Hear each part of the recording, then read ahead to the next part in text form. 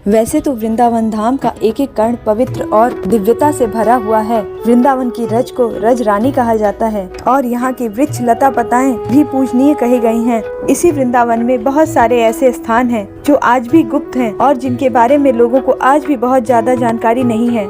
यह स्थान उस समय के हैं जब भगवान श्री कृष्ण यहाँ विराजते थे और यहाँ लीलाएं किया करते थे। इसीलिए इन स्थानों का महत्व और इनके बारे में बहुत ज्यादा जानकारी किसी को नहीं है। इन्हीं स्थानों में से एक है वृंदावन का रुद्रवन। रुद्रवन एक पवित्र वन है जिसका की बहुत ही विशेष स्थान है। इस वन का नाम रुद्रवन क्यों पड़ा? आचार्यों ने इस बात को बताते हुए एक घटना का वर्णन किया।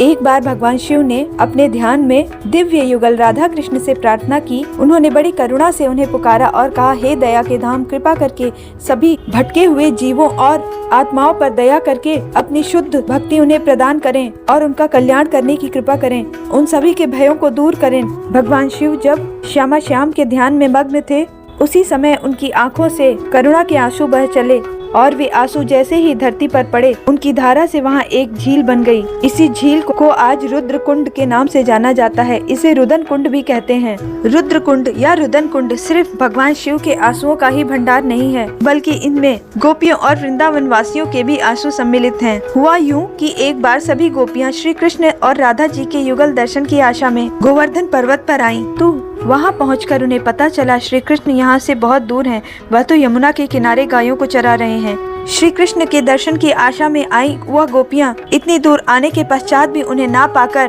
भावनाओं से भर गईं और उन्हें इतना दुख हुआ कि वे रोने लगीं और रुद्र कुंड की तरफ भागीं। वहाँ जाकर वे इतना रोईं कि उनके आंसुओं से वह कुंड पूरी तरह से भर गया। इस प्रकार रुद्र कुंड केवल भगवान शिव के ही नहीं वरन गोपियों के भी आंसुओं का पवित्र भंडार है। परंतु रुकिए, रुद्र कुंड में सिर्फ भगवान शिव और गोपियों के ही नहीं वरन समस्त ब्रजवासियों के आंसू भी समाये हुए हैं। वह कैसे, इस घटना का वर्णन करते हैं। अक्रूर जी जब कृष्ण और बलराम को ले जाने के लिए मथुरा से वृंदावन आए और उन्होंने राजा कंस का निमंत्रण नंद और यशोदा जी को सुनाया और उसी निमंत्रण पर जब कृष्ण और बलराम अक्रूर जी के साथ मथुरा की ओर जा रहे थे, तब समस्त ब्रजवासी उनके पीछे पीछे रोते हुए चल दिए। कन्हैया ने कहा था वे 2 दिन में लौट आएंगे, परंतु फिर भी ब्रजवासियों को बिल्कुल भी चैन न था। वे तब तक उनके पीछे चलते रहे जब तक वे चल सकते थे। फिर वे वहीं रुद्र कुंड के पास बैठ गए और कृष्ण को अपनी आंखों से ओझल होते हुए देखते रहे कि आंखों से ढेर सारे आंसू फूट पड़े और ब्रजवासी कृष्ण के विरह में इतना रोए कि उनके भी आंसू शिव जी और गोपियों के आंसुओं में जाकर मिल गए, जिससे यह कुंड और भी अधिक पवित्र हो गया। इसलिए रुद्र कुंड की बड़ी महिमा है, क्योंकि इसमें भगवान शिव के साथ गोपियों और ब्रजवासियों के आंसुओं का सम्मिलन है।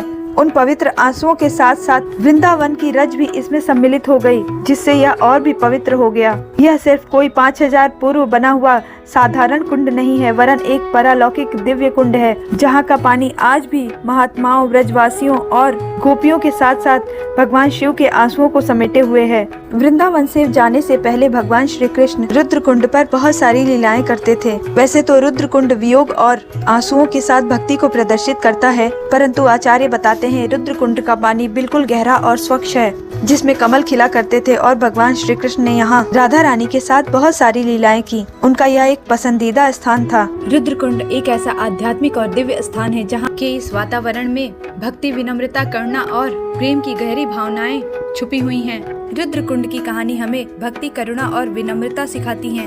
गोपियों का कृष्ण से विरह होना, वृंदावन वासियों का कृष्ण के लिए रोना, वृंदावन रज और भगवान शिव का महान शक्तिशाली होते हुए भी सभी आत्माओं के कल्याण के लिए भगवान श्री कृष्ण से विनम्रता पूर्वक प्रार्थना करना और करुणा के आंसू बहाना सच्ची भक्ति और भक्ति में प्रेम का मार्ग दिखाते हैं। और इस स्थान पर आने पर इन सभी भावनाओं का हृदय को एहसास होता है। श्री राधे।